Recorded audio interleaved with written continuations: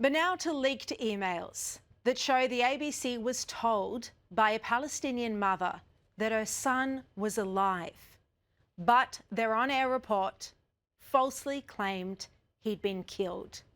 And when the boy was confirmed to be alive, the ABC, in these leaked emails, said it wouldn't be reporting the fact. These emails expose extraordinary bias, dereliction of duty, and reporting of simply fake news by the public broadcaster. On August the 6th, the ABC Middle East correspondent Eric Tozek sent an email to the Israel-run Gaza Humanitarian Foundation seeking comment for a story. In the email, the journalist said, and I quote, "My colleagues are working on a story about the young boy known as Amir, who former UG Solutions contractor Anthony Aguila alleges was shot by the IDF after attending a GHF site near the Morag corridor on May 28. Amir's adoptive mother has told us she doesn't believe her son was killed. She told us she believes he was taken by American contractors and fed and cared for because he was in a bad state when he attended the aid site. But she has not seen him since that day." And Eric requested any further information from the GHF. And this is the organisation that was set up by Israel to distribute aid to Palestinians. So those emails show the ABC had been told by the boy's mother that she believed he was alive and was being cared for. Yet there was no mention of this in the ABC's on-air report, none at all.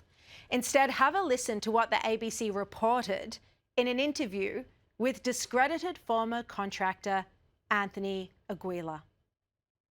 On the 28th of May, a young boy named Amir was at site number 2, and he was with the group getting aid. As he left with the crowd, the Israeli Defense Forces were shooting warning shots along the path. People were lying on that intersection, lying there dead, and Amir was amongst those that were dead. I've been questioned on that, and I've been pushed back on that, saying that, I didn't see that, and, I know what I saw. Vindication from this a couple days ago, from the picture that I took, an NGO in Gaza took the picture to the hospital to see if they could identify his body, and they couldn't find his body, but they did find his mother. And his mother has been missing him since the 28th. She hasn't been able to find him. No one's been able to find him. I got to talk to her on the phone 2 days ago on a Zoom call with a translator. And it was very hard to share that story with her, to tell her that her son is most likely, from what I saw, most likely, he was dead. So that's a pretty clear report on the ABC that a 10-year-old boy, Amir, had been killed by the Israeli Defense Forces. Yet the ABC had spoken to the mother and she told them she believed he was alive. You'd think that was pretty relevant information to include, but they didn't include the mother's opinion in their report. The GHF had also thoroughly disputed the claims from that contractor interviewed and discredited his allegations. But none of this was included in the ABC's report either. Now, the GHF then emailed the ABC in September, the month after, and asked this: "GHF has found this boy and we can confirm he is alive and safe. Are you planning to cover?" Again, you'd think this would be a relevant follow-up for the ABC. But the journalist, Eric Tozek, responded to say, in the end, the ABC did not actually run any story about Tony Aguila's allegations about Amir and his supposed death. As you pointed out, there were some inconsistencies and elements of the story which could not be verified. Consequently, I'm not sure if we will cover this new development, as we did not cover the initial allegations, but I've emailed my editors about it.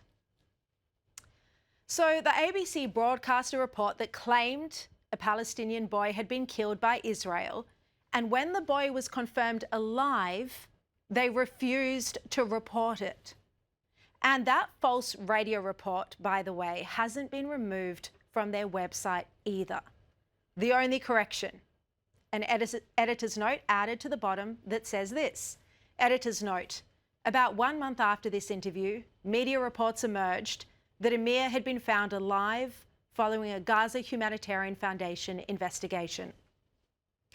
Now, I contacted the ABC today. I asked them if they'd be taking down from their website that inaccurate report. And this is what a spokesman told me. Complaints regarding the radio interview with Anthony Aguila were dealt with by the Ombudsman's office in September. The story was updated with an editor's note stating, about 1 month after the interview, media reports emerged that Amir had been found. Eric Tozek was looking into the story separately to the radio interview and did not report on it. So still, I asked them directly, will you now be removing that false report from ABC's website? No sign that they will. Now, these leaked emails that I've obtained are highly damaging for the ABC.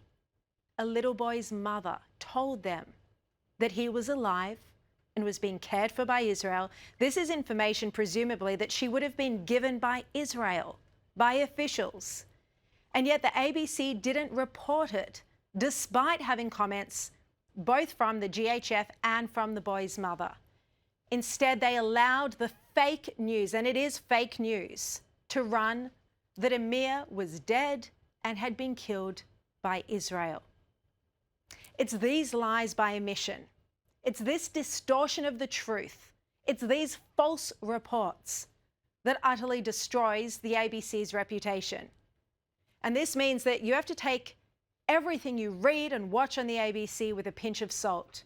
And it's why there should be an inquiry into its bias. This is disgraceful, and it's false reports like this that have contributed to the anti-Semitism crisis in our nation.